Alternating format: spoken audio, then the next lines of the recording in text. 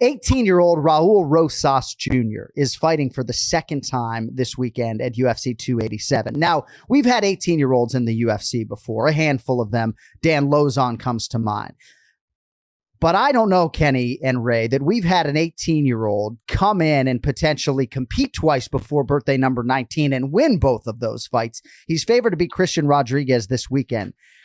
A lot of the MMA world had their minds effectively blown when he disposed of Jay Perrin in his UFC debut. I mean, what are your thoughts on this 18-year-old now kicking off the pay-per-view main card as the UFC returns to Miami for the first time in 20 years? I mean, it's crazy.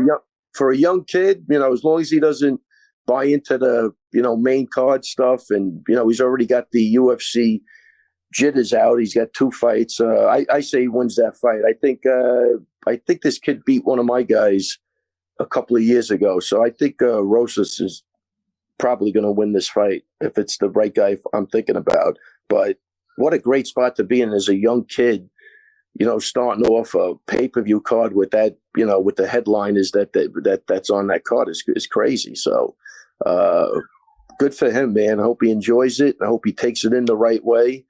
He doesn't let it affect his performance, and he'll be fine. Yeah, it's impressive, man. You just don't see it a whole lot. An 18-year-old in the UFC.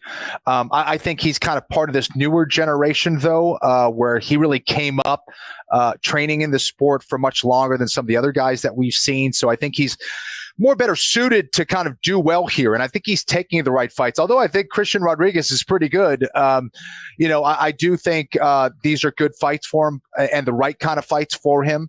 Yes. But mentally tough, he's got that. As far as maturity, I think he's got that as well. As far as, how he trains, how professional he is. I'm curious to see how he does.